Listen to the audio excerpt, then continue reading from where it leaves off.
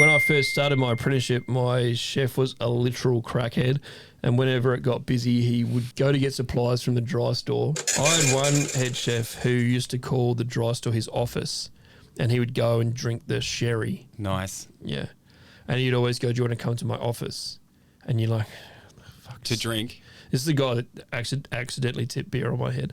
Ah, yeah. It's the same bloke. The alcohol dude. Yeah, who got done for sexual harassment. And yeah, probably because he was drunk. Assault. He thought he was in a fucking party. He wasn't. He was at a workplace. But also, we had things on the menu that needed sherry.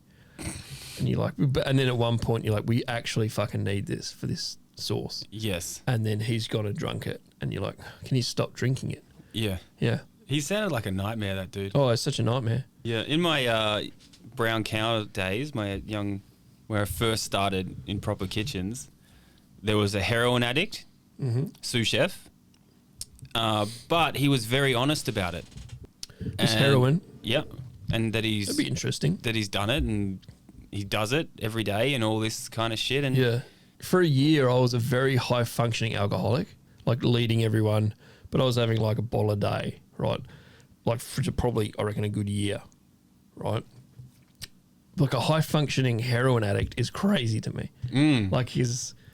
Like that's a very manageable, responsible, like microdosing heroin or something. Like, yeah, what to are you get doing? through the day, Yeah. I think. Yeah. But like, he was also a bit of a menace, but he was a fucking cool guy. His name was like Yowie or Yeshi or some shit. I just remembered another Tony. There's a Tony kitchen hand I worked with who used to just tell lies, but he was definitely on heroin and everything. I reckon anything you could get him. And he always had this like thin line around his lips. Like he's always got something going on. Like he'd be on everything. Like a Dave Chappelle character. So he had leather skin and, all veins. Just all veins. Which was luckily for his heroin addiction. Yeah. Probably no mirror anymore because he's broken it up probably by that stage.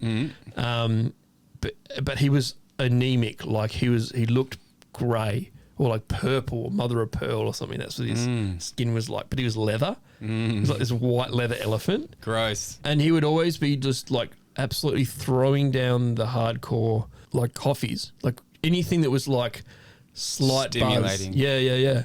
And he would come up to you and just go, you got any garlic sort of shit? And I'm like, what's there? Like peeled garlic? And he would just knot it, just like garlic. But he'd just be like high octane like all the time. He'd go on about his place where he lived and he had a girlfriend. He never had a girlfriend, but he'd go on about this fake girlfriend. And it was, once you found out it was fake, it was even funnier because you're like, doesn't she, I never see her in here, mate. Like you should come, we'll put on we'll make her a meal, just coming on your day off and I'll come this Thursday. Obviously he's like fucking passed out. We went to his apartment once and it was like a den, like it was scary in there. No lights. There's obviously people on different floors in the city. And I walked into his apartment and immediately walked into a wall because that's how small it was. It was just like the smallest little cot. And then like someone was lights on or we put the light on our phone or something. I was like, oh shit, bro. I was like, and then like one of the guys goes, where's your girlfriend?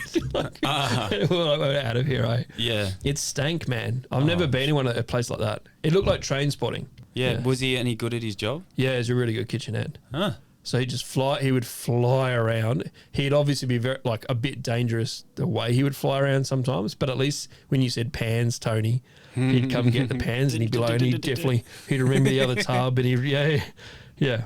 I know that character. Yeah. I love that guy. He's so skinny and leathery, but he's like beyond his years, he was only 22 or something, but he looked 85. I often think of these people sometimes and just go, there's nowhere you're living. You can't be alive now. Yeah. Because that's 20 years ago. I was just thinking that about the 20 years ago and that guy was already close to death. Yeah. Like he was close. I think I believe there was a time where he didn't come into work for a little while. And everyone was like, oh, he's dead. Yeah. Yeah. And then he came back again for a while. But he never missed work. I remember him always doing his thing. Yeah. And in that same kitchen, I just remembered there was him, some normal people, and then there was this space cadet chick. She was like maybe fucking 28. And she told us, and she was cooked from taking acid for an entire week when she was like 18. Yeah. Cooked. She was a space cadet, hey. Yeah. But she got through the day. She was a bit of a prep chef and I think a larder chef. Yeah. And he would be on heroin and she would just space around just doing space cadet shit. And for some reason, they both happily employed. Yeah. It's just, you just get the job done, right? However you can get the job I'm pretty done. sure she just used to forget what she was doing a lot. Yeah. Even if it was in front of her. Yeah.